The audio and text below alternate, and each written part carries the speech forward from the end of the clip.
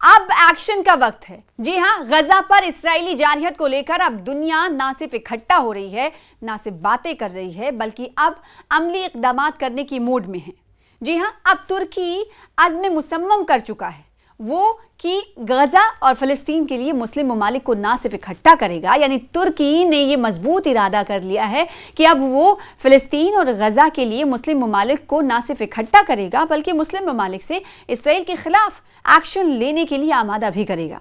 जी हाँ, सही सुना आपने, तुर्की ने इस ज़िम्न में 56 ममालिक को पैगाम दिया है। पैगाम क्या दिया है आपको बताते हैं। गजा और फ़लस्तीन के हक में और इसराइल के खिलाफ अब एक्शन लेने का वक्त आ गया है, ये कहना है तुर्की का। ये बात और पैगाम देने वाले कौन है, ये बात कहने वाले कौन है? 56 ममालिक को तुर्की के किस शख्स ने कहा है कि अब वक्त आ गया है कि इसराइल के खिलाफ और फ़लस्तीन और गजा के हक में एक्शन हो। ये कहना है तुर्क के वजीर खारजा का, जिनका नाम है हाकान फिदान। तुर्की के वजीर खारजा ने सऊदी अरब के शहर जिद्दा में ये बात कही है। देखिए, बयान देना कोई बड़ी बात नहीं है, बयान किस जगह दिया जा रहा है और किसके जरिए दिया गया है, ये बात काफ़ी अहमियत की हामिल है।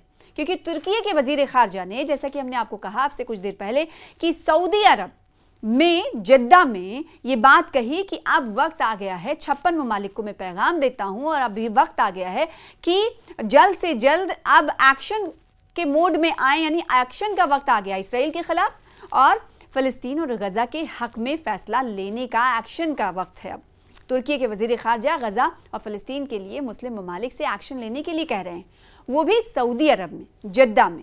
और इससे एक कदम और आगे OIC के इजलास में बात कही गई। जैसा कि हमने आपको अब कहा कि बयान देना कोई बड़ी बात नहीं है, कहाँ बयान दिया जा रहा है, किस मकाम पर बयान दिया जा रहा है और किसके ज़रिए बयान दिया जा रहा है, ये बड़ी बात होती। OIC इजलास में ये बात कही गई। OIC जैसे कि आप जानते हैं कि ऑर्गेनाइजेशन ऑफ इस्लामिक कोऑपरेशन, यानी जो एक ऐसा बैनुल-अक़वामी बॉडी है जिसके 57 ममालिक मेंबर हैं और इसका क़याम, OIC का क़याम दुनिया भर में मुसलमानों को प्रोटेक्ट करने के लिए किया गया था। तुर्की के वजीर खारजा ने इस प्लेटफॉर्म पर, यानी OIC के हंगामी इजलास में ये बात कही है। और हंगामी इजलास आपको बताएं कि उनके ज़रिए बुलाया गया, आगाज़ किया गया, जिसमें मुस्लिम ममालिक पर जोर दिया गया कि वो फ़लस्तीनियों के दिफा के लिए इज्तिमाई इक़दाम के लिए मुत्तहिद हों। इन्होंने जोर देकर कहा कि सिर्फ फ़लस्तीन को तस्लीम करना नाकाफ़ी है जब तक इसराइल की जंग रोकने के लिए आलमी दबाव की हिमायत ना की जाए। फिदान ने इसराइल पर इल्ज़ाम लगाया कि वो अमन नहीं बल्कि फ़लस्तीन का खात्मा चाहता है और ख़बरदार भी किया कि खामोशी या अलामती इशारे अब काफ़ी नहीं हैं। इस्लामी ताउन तंजीम का हंगामी इजलास गजा पर शदीद हमलों के दरमियान हुआ है।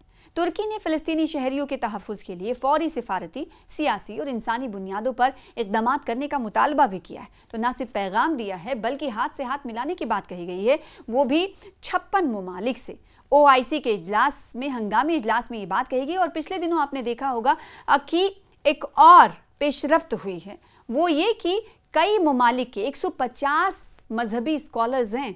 जी हाँ, मुस्लिम स्कॉलर्स 150 अलग अलग ममालिक के एक साथ इकट्ठा होते हैं और एक साथ इकट्ठा होकर इस्तांबुल में एक कॉन्फ्रेंस चलता है, गजा कॉन्फ्रेंस।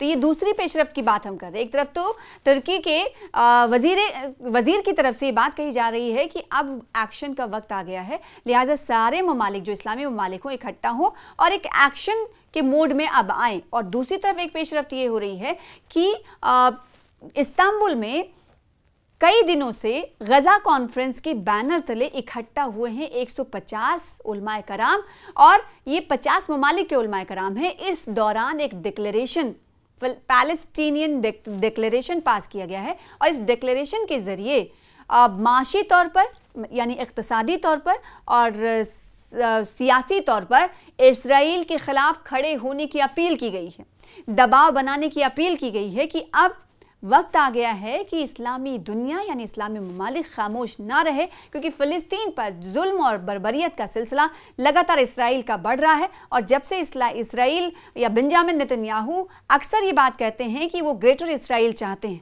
ग्रेटर इसराइल चाहते और फिर उसके बाद गजा सिटी पर कब्जे के बाद से हम देख रहे हैं कि अलग अलग सतह पर पेशरफ्त होते हुए दिखाई दे रही है। बेंजामिन नेतन्याहू को ना सिर्फ उनके घर में तनकीद का सामना है, दबाव का सामना है, बल्कि अब पूरी दुनिया में जो इस्लामिक कंट्रीज हैं वो अब उठ खड़े हो रही हैं, ये कहना गलत नहीं होगा। इससे पहले यूरोपीय यूनियन की अगर बात करें तो यूरोपीय यूनियन के कई सारे मेंबर्स ने, हमने देखा था कि उन्होंने कहा था कि इसराइल के खिलाफ पेशरफ्त करने के लिए हमें हंगामी इजलास बुलाना होगा। तो ना सिर्फ इस्लामिक कंट्रीज बल्कि यूरोपियन कंट्रीज की तरफ से भी इस तरह के इज़हार ख्याल किए गए और अब ये तमाम उलमा इकट्ठा होकर इसराइल के खिलाफ खड़े होने की बात कह रहे हैं और ये कह रहे हैं कि ना सिर्फ इसराइल के खिलाफ बयानबाजी से काम होगा बल्कि अमली इक़दाम करना होगा। और इसके जरिए उन्होंने डिक्लेरेशन पास किया है कि आने वाले दिनों में हम यहीं चुप नहीं बैठेंगे और कदम उठाने के लिए भी पेशरफ्त के हवाले से उन्होंने कहा कि आगे भी हम इसराइल के खिलाफ किस तरीके से दबाव बनाने के लिए, किस तरीके से उसे मजबूर करें, इसके तमाम हरबे अपनाते रहेंगे, तमाम रास्ते ढूंढते रहेंगे।